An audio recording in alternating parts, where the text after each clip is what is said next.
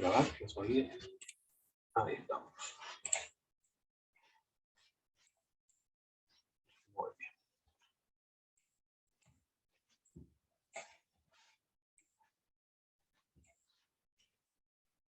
bien. Ahora vamos a ver la obra del Espíritu Santo en el Antiguo Testamento. En los comienzos del pueblo de Israel. En los patriarcas, ¿vemos alguna acción del Espíritu de Dios ahí? En los patriarcas, en Abraham, en Moisés, por ejemplo. Con respecto a Abraham y los patriarcas, Dios respondió a la oración de Abraham en favor de Abimelech. Y lo que vemos ahí, una sanidad, una obra de sanidad, en respuesta a la oración de Abraham por Abimelech.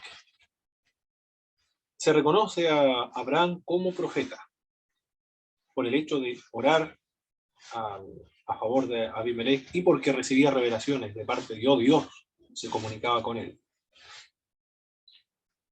Los profetas eran hombres del Espíritu, dirigidos por el Espíritu, dice el apóstol Pedro, en capítulo 1, verso 21.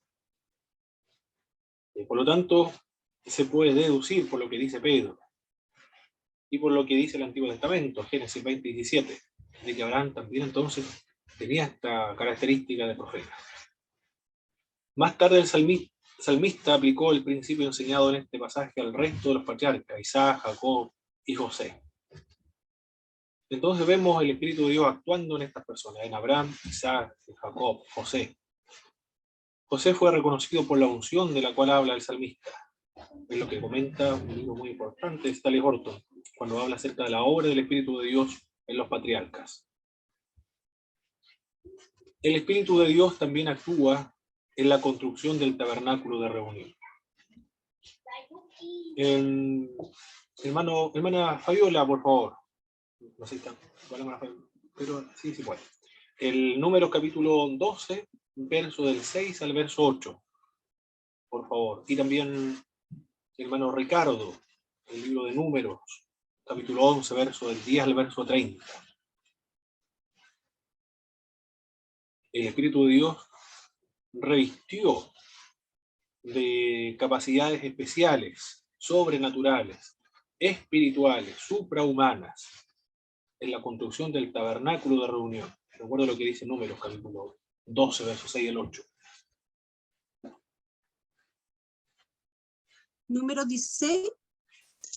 Capítulo 12, verso del 6 al verso 8. A número 12.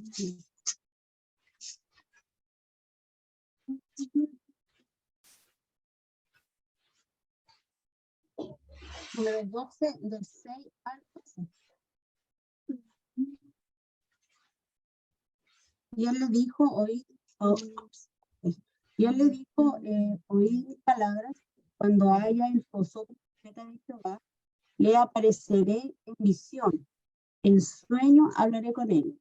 No así el siervo Moisés, que es fiel en toda mi casa. Cara a cara hablaré con él, y claramente, y no por figuras, y verá la apariencia de Jehová. ¿Por qué, pues, no tuviste temor de hablar contra mi siervo Moisés? Entonces la ira de Jehová se encendió contra ellos y se fue. Y la nube se apartó del tabernáculo, y he aquí que María estaba leprosa como la nieve, y miró a Aarón a María, y he aquí que estaba leprosa. Y dijo Aarón a Moisés: ah, Señor mío, no pongas ahora sobre nosotros este pecado, porque locamente hemos actuado y hemos pecado. Gracias, hermana Fabiola. En el Éxodo 31:2, mire, yo he llamado por nombre a Bezaleel, hijo de Uri, hijo de Huro, de la tribu de Judá, y lo he llenado del Espíritu de Dios, en sabiduría, en inteligencia, en ciencia, en todo arte, para inventar diseños, para trabajar en oro, en plata, en bronce, en artificio de piedras para engastarlas, y en artificio de madera para trabajar en toda clase de labor. Ahí en ese pasaje habla una de las obras o acciones del Espíritu de Dios. Dotar o capacitar a las personas para la confección del tabernáculo de reunión. ¿Qué más? En Moisés, hermano Ricardo. Y los ancianos de Israel también va a actuar el Espíritu de Dios sobre los ancianos.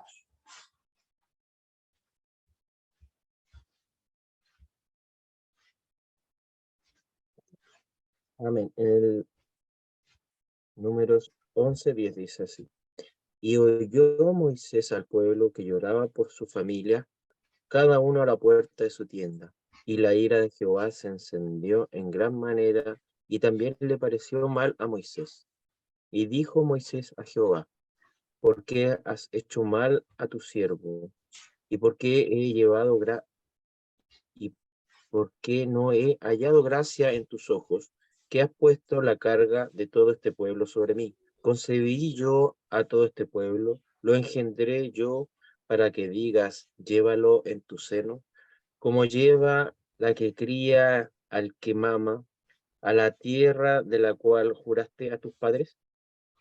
¿De dónde conseguiré yo carne para dar a todo este pueblo? Porque lloran a mí, diciendo, danos carne que comamos.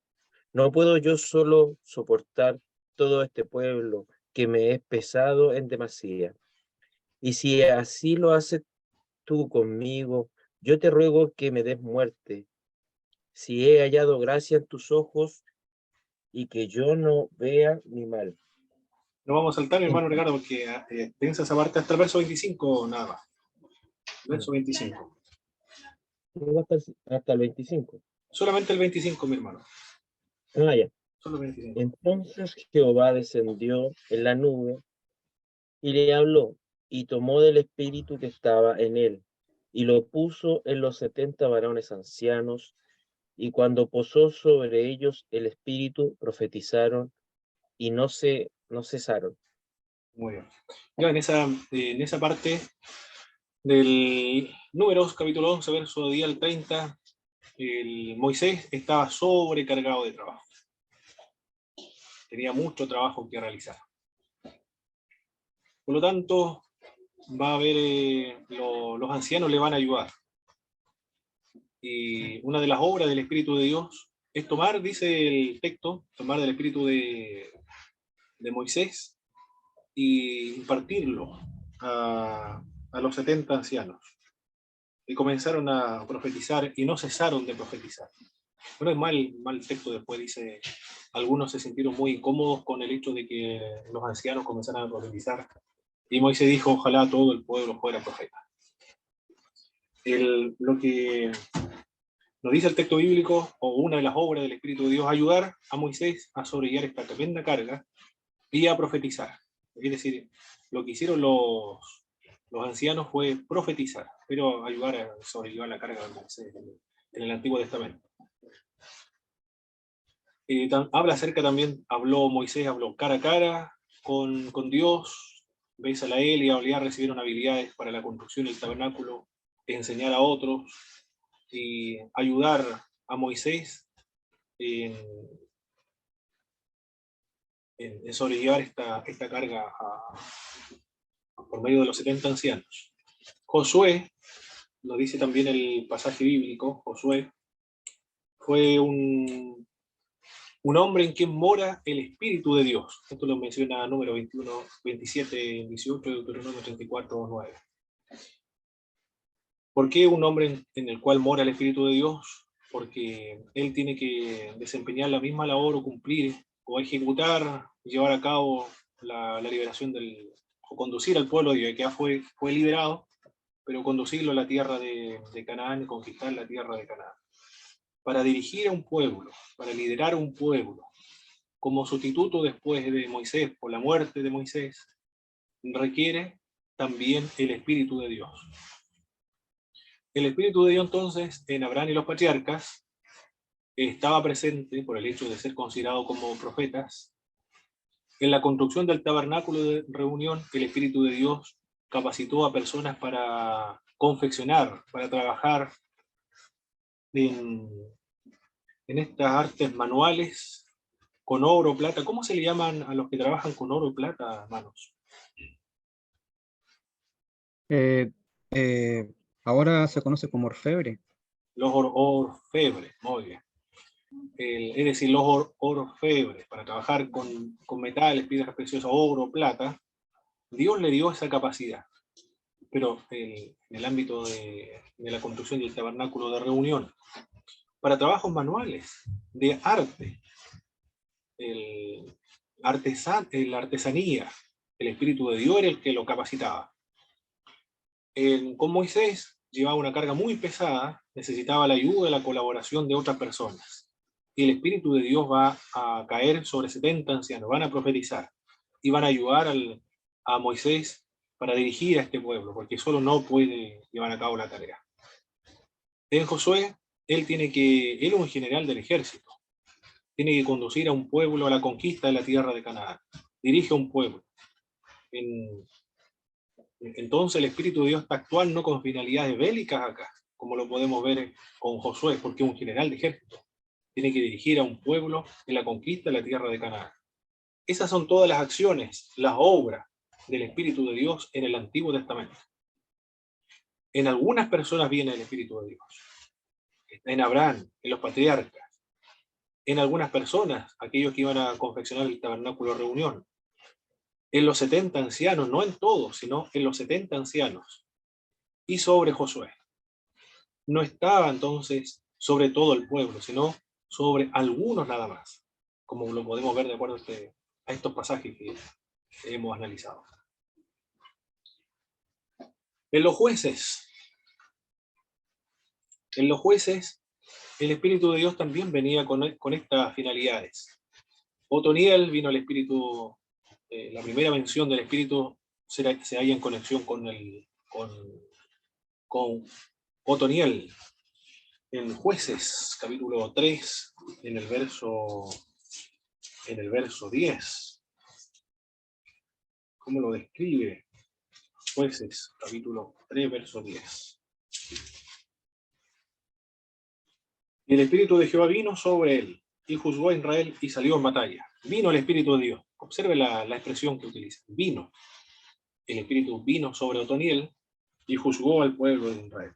Es decir, liberó al pueblo de Israel de la opresión de otras personas. Débora fue el único juez a quien se le reconoció y aceptó como juez antes de ganar una batalla militar o liberar a su pueblo de parte de los enemigos.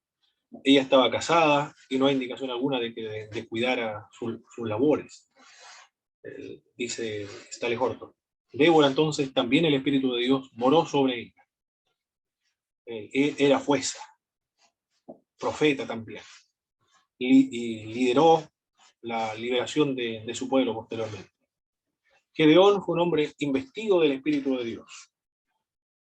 En el capítulo 6, verso 34, dice el texto: entonces el Espíritu de Jehová vino sobre Gedeón, y cuando éste tocó el cuerno, los abiezeritas se reunieron con él.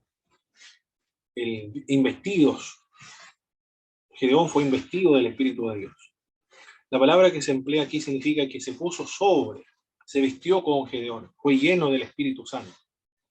Se vistió o se puso sobre Gedeón. El Gedeón entonces es como si fuese el guante, una especie similar a un guante. Así es Gedeón para el Espíritu Santo de Dios. Así utiliza el Espíritu de Dios a Gedeón. Utilizados a pesar de los errores que cometieron. Jefté, por ejemplo, una persona supersticiosa. Sansón, una persona sensual, desobediente. Pero Dios y el Espíritu de Dios del mismo modo igual lo utilizan. Samuel, Saúl, David son personas ungidas por el Espíritu de Dios. En el Antiguo Testamento, los que eran ungidos eran los sacerdotes, los reyes y los profetas.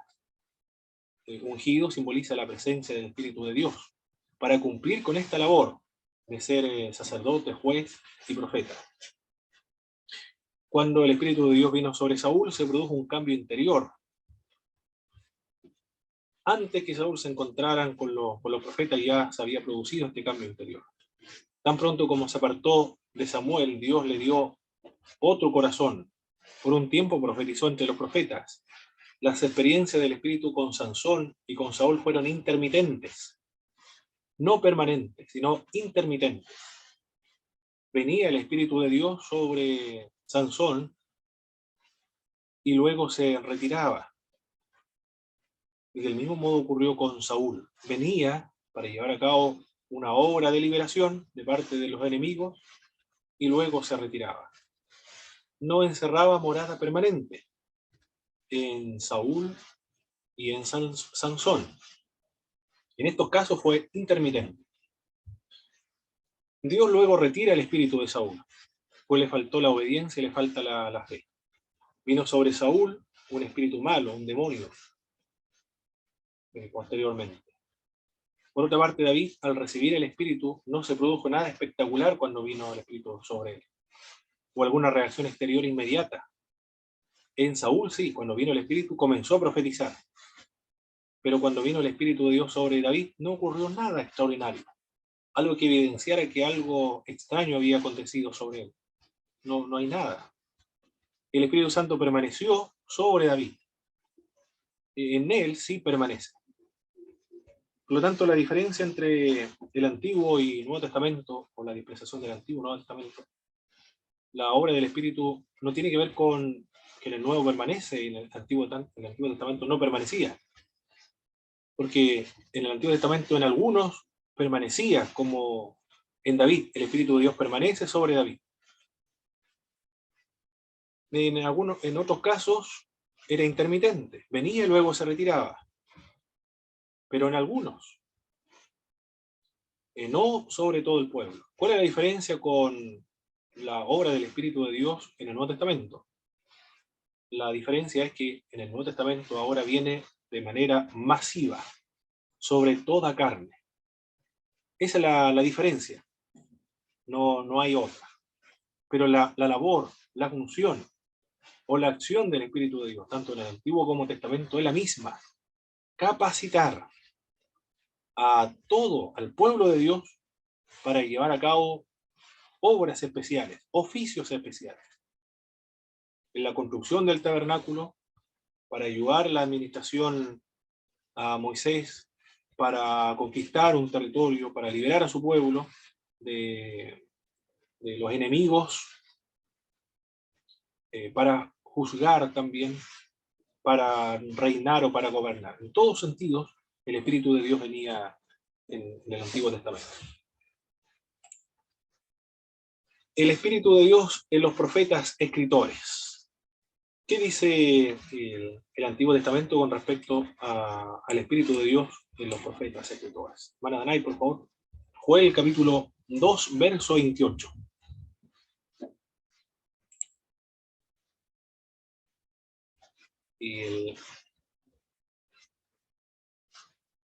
El pastor Marcos, Miqueas capítulo 3, verso 8. Joel 2:28. Dice, y después de esto derramaré mi espíritu sobre toda carne y profetizarán vuestros hijos y vuestras hijas. Vuestros ancianos soñarán sueños y vuestros jóvenes verán visiones. Perfecto. En los últimos tiempos, en los posteros tiempos, los profetas escritores, respecto a la obra del Espíritu de Dios, es que posteriormente, al final de los tiempos, el Espíritu de Dios se derrama sobre toda carne. Ahí está la diferencia.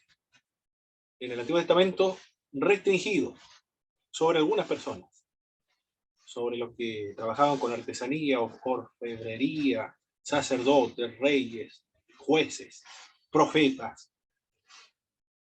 Y en los posteros tiempos, los tiempos escatológicos, sobre toda carne. Sería sin restricciones de edad, porque serían niños, jóvenes, sin restricciones de sexo, hombres, mujeres, ancianos, ancianas, esclavos, esclavas y clases sociales. Sin restricciones de edad, de sexo o clases sociales. Sobre todo sería derramado el Espíritu de Dios. sin limitación, sin restricción, sin discriminación, sobre todos. Es una bendición para todos entonces. Tampoco habría de ser este derramamiento un evento para una sola época, es decir, en un momento restringido, en un momento, en una etapa, en el siglo I. El hebreo indica acción progresiva o repetida, de tal modo que el derramamiento del Espíritu está a disposición de todas las generaciones, no solo de una generación, sino de todas las generaciones sería derramado el Espíritu de Dios. Eso es lo que señala el profeta Joel con respecto a los postreros tiempos. Miqueas, ¿qué dice Miqueas con respecto a su experiencia con el Espíritu de Dios? El pastor Marco, por favor. Miqueas 3:8. En cambio, yo estoy lleno del poder del Espíritu del Señor, lleno de justicia y de fuerza para denunciar la rebelión de Jacob y el pecado de Israel. Bien. De acuerdo a ese pasaje bíblico, ¿cuál es el propósito del Espíritu de Dios con respecto a Miqueas? Denunciar Darle la poder rebelión y el pecado. para denunciar la rebelión y el pecado. Ahí está. Poder, darle poder, valentía, para predicar, para denunciar el pecado de la rebelión. La rebeldía, el pecado de la rebeldía, contrista o entristece al Espíritu Santo. Eso es lo que dice el profeta Isaías, capítulo 63, verso del 9 al verso 19. Contrista al Espíritu Santo. El Nuevo Testamento dice exactamente lo mismo. Contrista, el Espíritu de Dios se entristece por la rebeldía del pueblo de Israel en Isaías. El profeta Ezequiel es un ejemplo de un profeta cuya vida y mensaje fueron dominadas por el Espíritu. El Espíritu de Dios en el profeta Ezequiel entra en él. En el capítulo 2, en el verso 2. Estas son las expresiones que son utilizadas por el profeta para describir su experiencia con el Espíritu. El Ezequiel capítulo 2, aquí nos dice, capítulo 2, verso 2. Y luego que me habló, entró el Espíritu en mí y me afirmó sobre mis pies. ¿Qué más? Capítulo 3, verso 24. Entonces entró el Espíritu en mí y me afirmó sobre mis pies. Repite lo mismo que había dicho anteriormente. En el capítulo 11, en el verso 5, el Espíritu cayó sobre él. Y vino sobre mí el Espíritu de Jehová. Y me dijo, di así ha dicho Jehová, así habéis hablado, oh casa de Israel. Vino sobre mí. Vino o cayó. Las otras versiones bíblicas dice cayó o vino. Entró el Espíritu en Ezequiel, le hizo ponerse en pie, cayó en él sobre el Espíritu, o vino sobre él el Espíritu. Capítulo 3, en el verso 12, el Espíritu le levantó. Y me levantó el Espíritu, y oí detrás de mí una voz de gran estruendo. Le llevó el Espíritu. Capítulo 3, verso 14. Me levantó pues el Espíritu, y me tomó y fue en amarga, y fue en amargura, la indignación de mi espíritu. Pero la mano de Jehová era fuerte sobre mí. Le llevó el Espíritu, le lleva al templo. Luego el Espíritu lo lleva a Jerusalén. Luego el Espíritu lo lleva a Babilonia. Y luego el Espíritu lo lleva a un valle. Esa es la experiencia que tiene el profeta Ezequiel con el Espíritu. Entró en él. Le hizo ponerse en pie. Vino, cayó sobre él. Se le levantó el Espíritu. Le llevó. Bien. Son distintos términos entonces. Distintas expresiones. Varios matices para describir la obra del Espíritu en cada uno de ellos. No son distintas acciones, sino que es el mismo Espíritu. Son distintos matices nada más para describir esta obra del Espíritu. Como es una obra tan grande, entonces se requieren varias palabras para poder describirla. Cuando el ser humano tiene la experiencia con el Espíritu. Entró en él, se hizo ponerse en pie, cayó, vino, le levantó, le llenó, le dio poder. entre otros. Ya. Eso es en el Antiguo Testamento, todo lo que hacía el Espíritu de Dios en el Antiguo Testamento. Venía sobre algunas personas, no sobre todos. En algunos era intermitente, como en Sansón y en Saúl. En otro era permanente. Le daba valentía para predicar, para testificar, y le ayudaban términos manuales para la construcción o confección del tabernáculo de reunión. El Espíritu Santo y la palabra de Dios ahora. ¿Cuál fue la obra del Espíritu de Dios con respecto a las Sagradas Escrituras? Revela la palabra de Dios. Eso es lo que dice el 2 de Pedro, capítulo 1, verso 20 al verso 21. Por favor, mi hermano Claudio, vamos a leer ese pasaje bíblico. El hermano Boris también, 2 de Pedro, capítulo 3, verso del 15 al verso 16.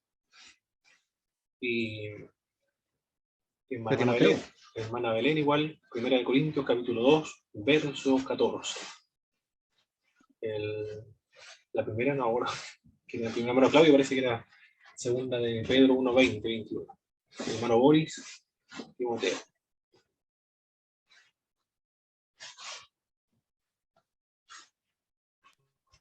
Amén. Dice así, 2 de Pedro, capítulo 1, verso 20. Entendió primero esto, que ninguna profecía de la Escritura es inspiración privada, porque nunca la profecía fue traída por voluntad humana, sino que los santos hombres de Dios hablaron siendo inspirados por el Espíritu Santo. Perfecto. Esta es una de las obras del Espíritu de Dios, entonces, con respecto a los escritores sagrados, es que revela la verdad, o la profecía. No vino por voluntad humana, sino que vino por obra del Espíritu de Dios. Revela. Le reveló lo que el ser humano no puede conocer por sí mismo. Esa es una obra del Espíritu. Revelación significa eso, dar a conocer lo que el ser humano no puede conocer. Como Isaías no sabe, ¿cómo puede saber Isaías la conversación que tiene los miembros de la Trinidad? Cuando dice, ¿a quién enviaré? ¿Quién irá por nosotros? Bueno, Dios se lo revela, el Espíritu de Dios se lo revela. Y todas las verdades que no lo puede conocer o saber el ser humano, todo eso ha sido revelado por el Espíritu de Dios, dice Pedro. Inspira las Sagradas Escrituras, es lo que señala el apóstol Pablo en Timoteo, por favor, hermano Boris.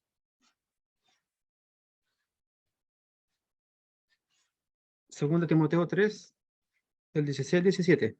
Correcto. Toda la escritura es inspirada por Dios y útil para enseñar, para redarguir, para corregir, para instruir en justicia, a fin de que el hombre de Dios sea perfecto, enteramente preparado para toda buena obra. Muy bien.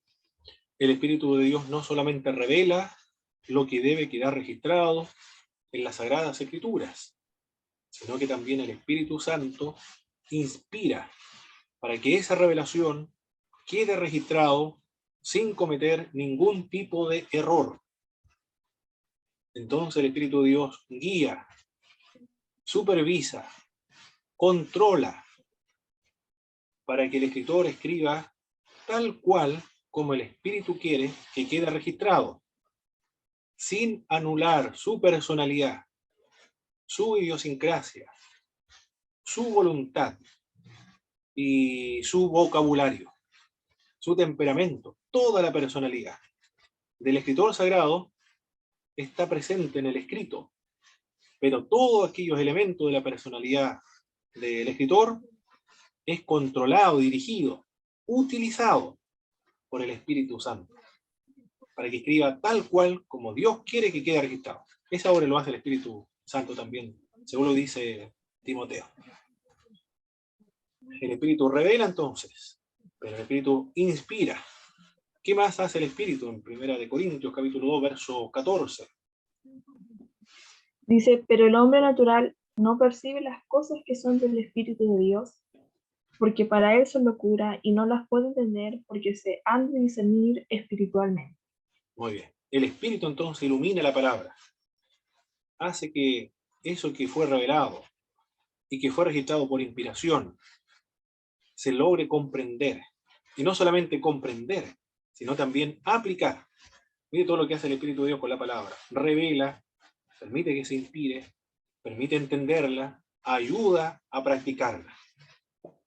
Y produce en el creyente el querer como el hacer, es decir, lo que está, la voluntad de Dios que está registrada en la Escritura, por medio de su buena voluntad. La Escritura entonces es un resultado, producto de la obra del Espíritu Santo. Bueno, Dios Padre, Hijo y Espíritu Santo. Creo que estamos estudiando aquí la doctrina del Espíritu Santo, lo que ha hecho el Espíritu de Dios en el Antiguo Testamento y ahora en la palabra de Dios. ¿Alguna pregunta hasta aquí, mi hermano? Revela, inspiración, iluminación, la tarea del Espíritu de Dios. Profe, también se podría decir, bajo este mismo concepto, que el Espíritu Santo también también guió la formación del canon de la Escritura. Ah, muy bien, muy bien. Correcto. En esta parte de la iluminación. Sí, así es. El guía, el reconocimiento. Usted mencionó una palabrita, ¿la podría mencionar otra vez, por favor, hermano Boris? Pregunta. No, le preguntaba si también podríamos concluir que a base de todos estos puntos, que el Espíritu Santo también guió en el canon de la Escritura, en la formación del canon. Muy bien. Bueno, la formación del canon, bueno, sí, el término formación del canon tiene que ver con la inspiración. Es decir, el canon es canon por la inspiración. Es decir, forma el canon, eso sí, en el sentido de la inspiración. En el reconocimiento del canon, que no es lo mismo que la formación del canon, en el reconocimiento del canon también actúa el Espíritu de Dios, en su aspecto de la iluminación, en los creyentes. Porque ahora le dice a los creyentes, este libro es inspirado, este libro yo no lo he inspirado. Es decir, le dice a los creyentes, esto sí y esto no. Muy subjetivo esto, ¿eh? Es decir, ¿cómo nosotros sabemos qué libro es inspirado o no? Porque el Espíritu nos dice a nosotros, este libro es de mi autoría, este otro libro yo no lo he inspirado. Hay varios criterios, muchos criterios. Tenía que ser escrito por apóstol, tenía que tener poder espiritual, tenía que venir con autoridad divina, y tenían que haberlo utilizado todas las iglesias, haber circulado en todas las iglesias, gozar de buena aceptación, buena recepción de parte de las iglesias. Pero las iglesias utilizaron los libros que percibieron que provenía del Espíritu Santo, que provenía de Dios, porque venía con poder espiritual, le edificaba espiritualmente. Y también porque venían los apóstoles, pero lo percibieron. Y si hubo dudas en cuanto a la autoría, pero lo utilizaban en su culto. Podemos decir eso. Forma el canon porque es inspirado, es decir, el canon nace formado porque el Espíritu de Dios lo formó por la inspiración. Y luego también el Espíritu de Dios ilumina para guiar a la iglesia a reconocer el canon sagrado. ¿Alguna pregunta, otra pregunta, duda, mis hermanos, hasta aquí, de la obra del Espíritu de Dios en cuanto a la Biblia, a la palabra? Oiga, ¿estamos claros? Profesor, tengo Sí, hermano, por ahí. otra consulta. Bueno, aquí ya un poco más, a lo mejor la respuesta aquí es un poco más compleja, pero si hablamos del canon que el Espíritu Santo guió, ¿qué podemos decir del canon, por ejemplo, de Alejandría, que se incluyó los 7 libros apócrifos deuterocanónicos que nosotros no consideramos como canónicos? ¿Qué pasó ahí? Muy bien. Yo creo que los hermanos que tomaron, a ver, Pastor Marcos parece que tomó la introducción al Nuevo Testamento. La hermana Belén, igual la hermana Danaí más años, no sé si se acuerdan. No sé si se acordarán. La respuesta a esa pregunta, mi pastor Marcos, hermana Belén, con respecto El hermano Ori dijo el canon de Alejandría. Claro, también conocido como el canon de la Septuaginta. O la Septuaginta, muy bien. De la Septuaginta. Claro, en el fondo la disyuntiva esa, la Septuaginta griega, que agregó esos 7 libros y otros escritos más. Hermano ¿Qué Ricardo pasó igual con la pasó, inspiración de... ¿Ah? el hermano Ricardo igual parece que tomó introducción a la Biblia, ¿verdad? Y yo recuerdo que ese tenía, la Septuaginta tuvo un objetivo cultural.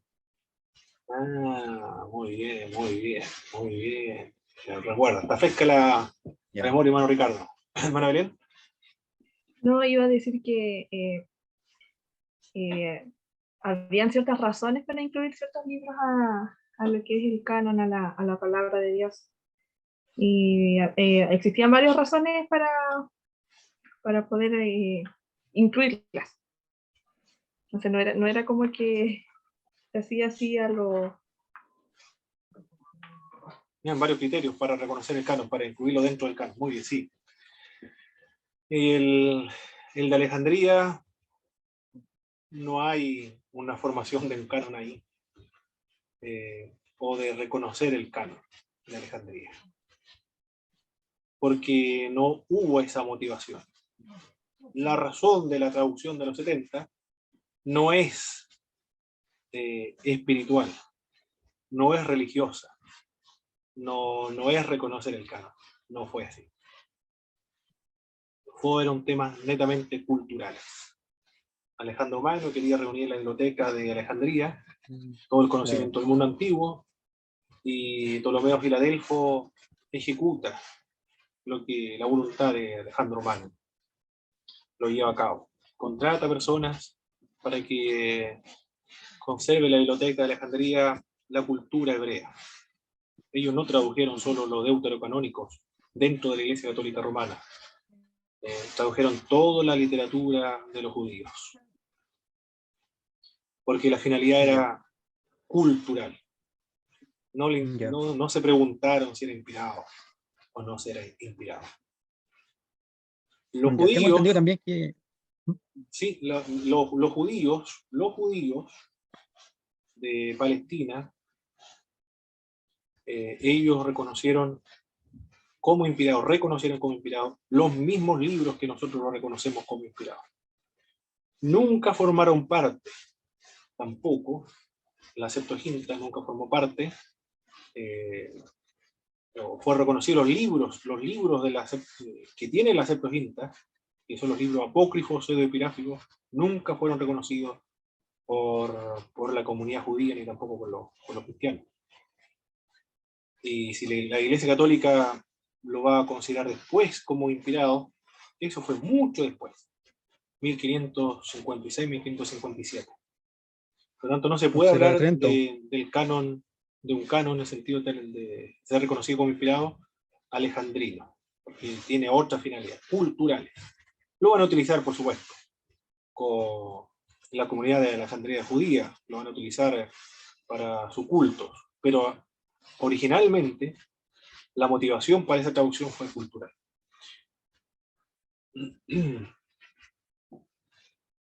¿Había otra cosa que iba a decir hermano Bolívar, no? No, o sea, recién fue en el Concilio de Trento cuando la Iglesia Católica oficialmente establece esos libros como canónicos. Exacto, sí, así es. Eso es. Eso es. Muy bien. Anthony Palma estamos viendo, y anteriormente, ¿quién era? Anthony Palma, el mismo autor.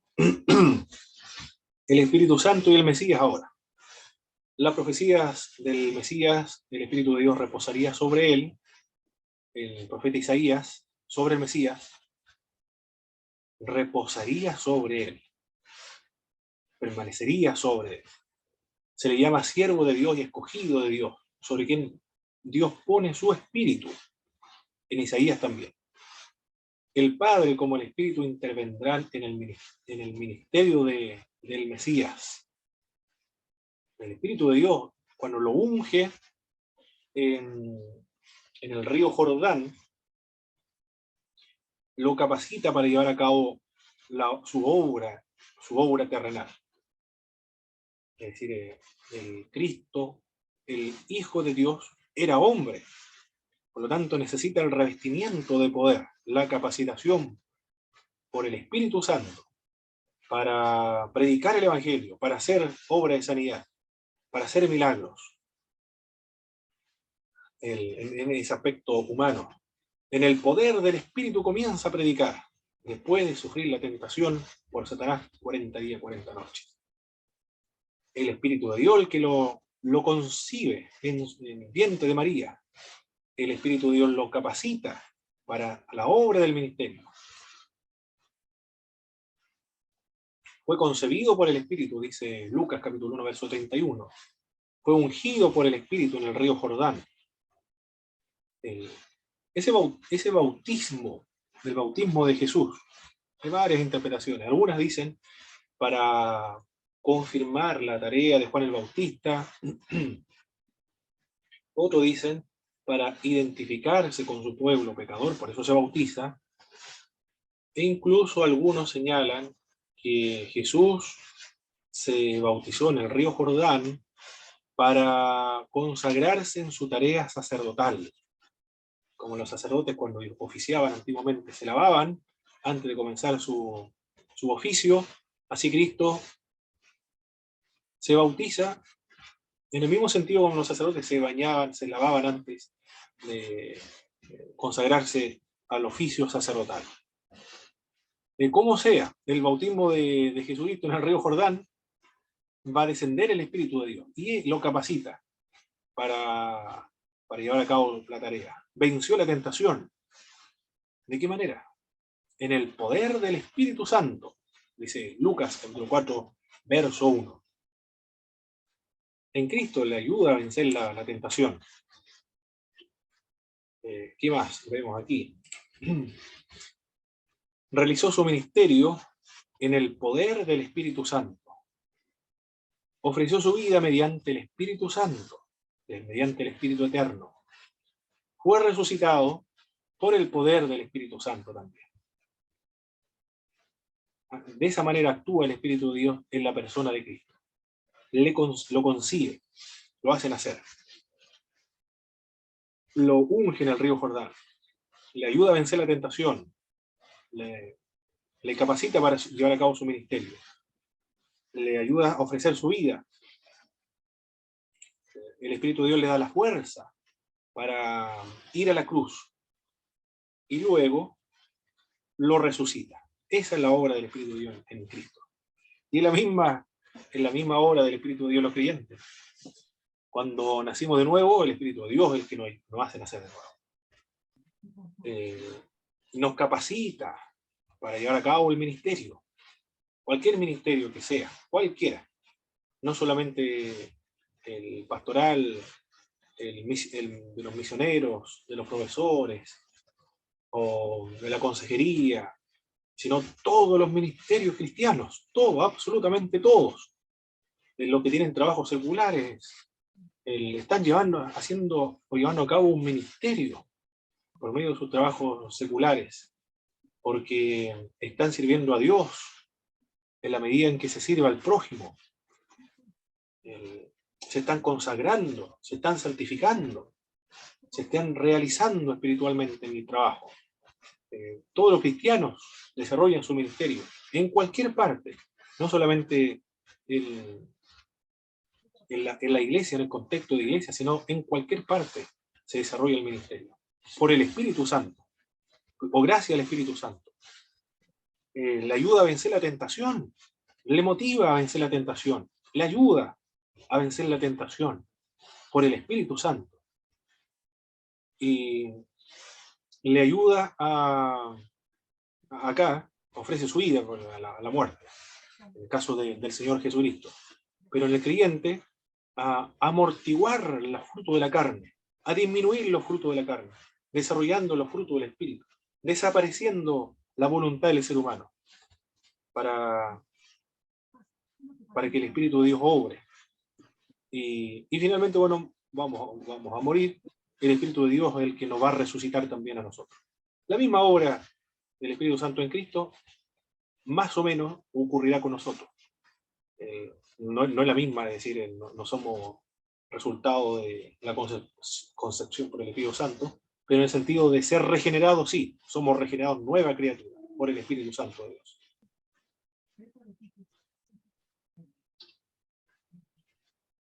¿Qué más vemos? La obra del Espíritu Santo. Jesús resucitado. Luego, Jesús resucitado envió el Espíritu Santo para guiar a toda verdad, para recordarle a los discípulos lo que Él les dijo. Es decir, para componer las Sagradas Escrituras, para redactar la palabra de Dios. Todo lo que Cristo dijo, el Espíritu de Dios le va a ayudar a seleccionar qué enseñanza de Cristo va a quedar registrado y qué no va a quedar registrado. O qué narraciones, qué eventos, qué obra de Cristo van a quedar registrados y los otros no. En Hechos, el Espíritu de Dios envía, Hechos 2:33, Cristo envía el Espíritu Santo. El Espíritu realiza 3 actividades que tienen que ver con Cristo. Recordará, lo dice Juan, a los discípulos todo lo que Jesucristo enseñó. Y eso quedó registrado en el texto bíblico. Los apóstoles son los responsables, los encargados de registrar lo que Jesucristo enseñó. Enseñó muchas cosas, eso es verdad, muchas cosas. Pero lo que el Espíritu de Dios quiere que quede registrado para componer la obra de la Biblia, eso les hizo recordar. Le ayudó a organizar el material, a seleccionar qué cosas van a quedar registradas y qué se va a omitir. Eso lo hace el Espíritu de Dios. Le recordará todas las cosas y lo guiará a toda verdad, es decir, para que no cometa ningún tipo de error. El Espíritu de Dios testifica acerca del Señor Jesucristo. Por eso que está relegado a un segundo lugar, pasa desapercibido. Su obra pasa oculto, en segundo plano, relegado a un segundo plano, porque su tarea no es ser el protagonista, sino es de testificar acerca de Jesucristo. Su tarea es glorificar a Jesucristo. El espíritu de la profecía es el testimonio de Jesucristo, o dar testimonio de Cristo. Glorificar al Señor Jesucristo son las tareas del Espíritu Santo. La otra pregunta que surge aquí, que es la que alude Anthony Palma, ¿el Espíritu Santo es inferior al Padre o al Hijo? Las 3 personas son igualmente Dios. No hay diferencia. En su esencia, en su naturaleza, en su sustancia, no hay diferencia. Pero hay diferencia en sus funciones. Esa es la diferencia. En sus funciones, pero no en su esencia. Esa es la diferencia entre el Padre y el Hijo. Muy bien. Hemos finalizado esta parte del Espíritu de Dios en Cristo y en el Mesías. ¿Alguna pregunta hasta ahora, mis hermanos, de lo que vimos hasta esta parte?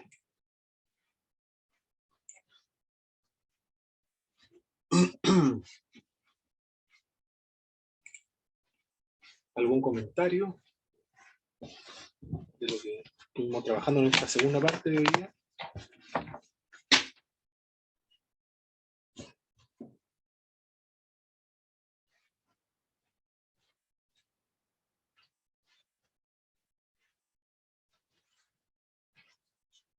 Muy bien, entonces vamos a dar un repaso. Activando los micrófonos y respondiendo las siguientes preguntas.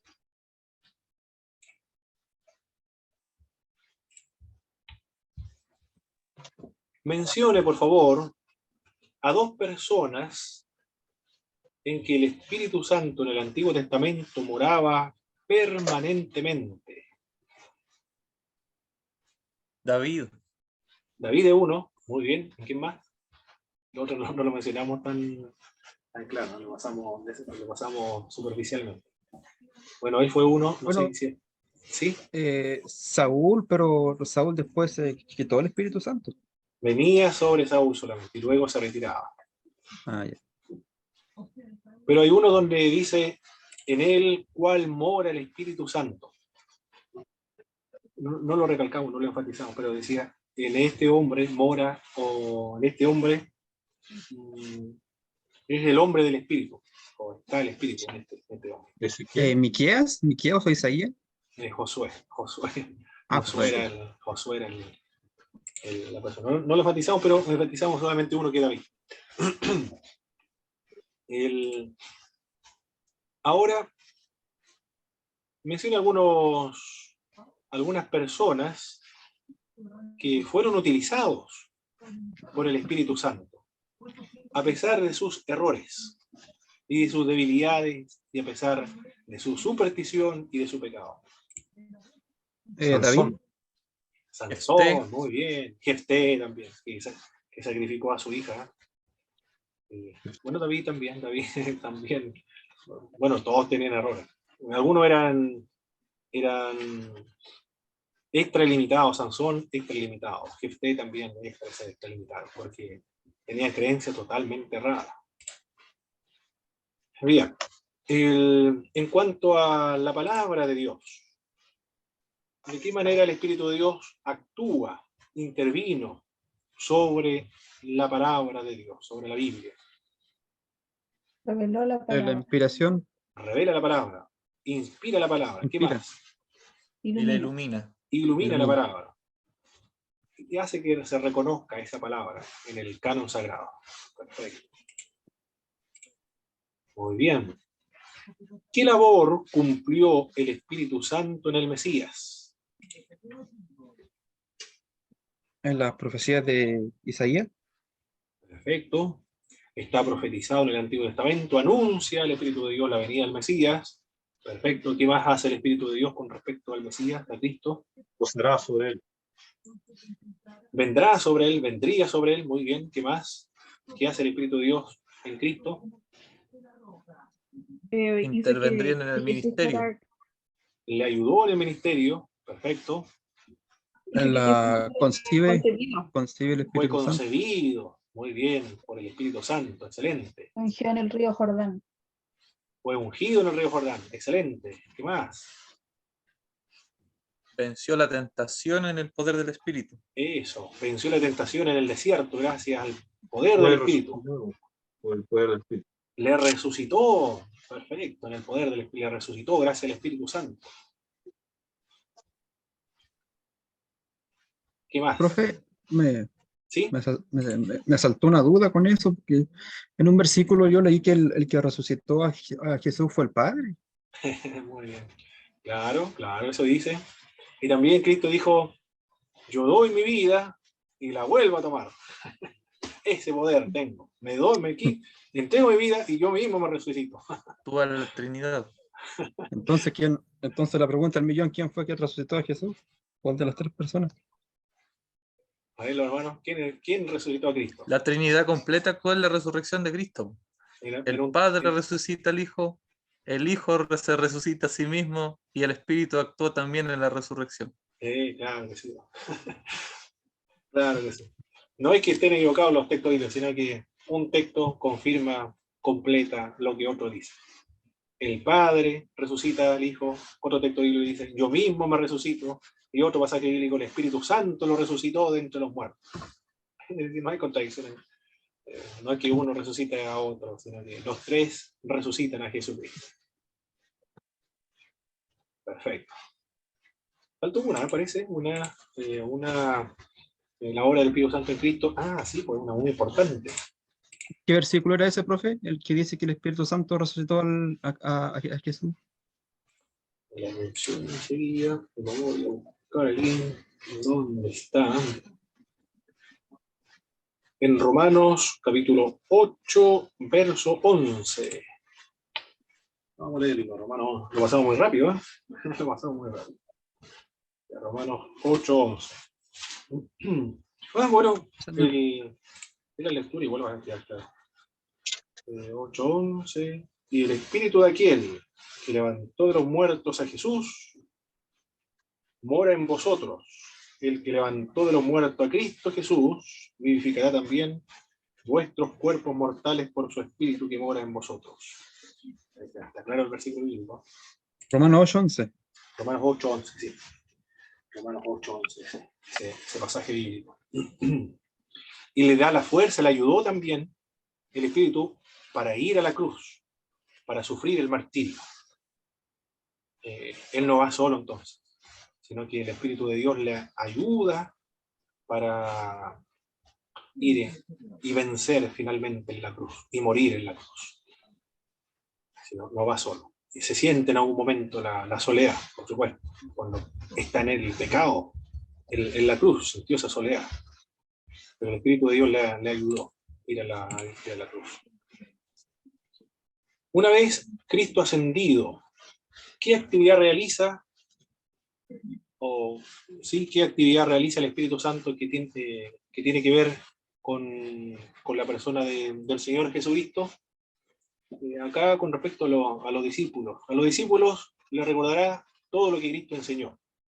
Pero ¿qué más hace el Espíritu de Dios o el Espíritu de Cristo una vez Cristo ha ascendido? Testifica de Cristo. Testifica de Cristo, perfecto. Lo glorifica. Y glorifica al Señor Jesús. Eso es muy importante tenerlo en cuenta. No se puede acusar a la teología pentecostal de ser una teología neumatocentrista, es decir, es centrar en el Espíritu Santo. No se puede acusar a la teología pentecostal de ser neumatocentrista. Es una acusación errada. Es eminentemente cristocéntrica, es cristológica, siempre está basada en Cristo. Testifica de Cristo, el Espíritu en quien envió Cristo, el Espíritu que glorifica, testifica acerca del Señor Jesús. El Espíritu de Dios, respecto a la doctrina de la Trinidad, en su esencia, en su naturaleza, es igual al Padre y al Hijo. ¿Cuál es la diferencia? Si no es en esencia, en naturaleza o en sustancia. ¿En qué consiste esa diferencia con el Padre y el Hijo? En su función. Las funciones. Función nada más. Función. En función está la diferencia, pero no en la naturaleza o tampoco su esencia.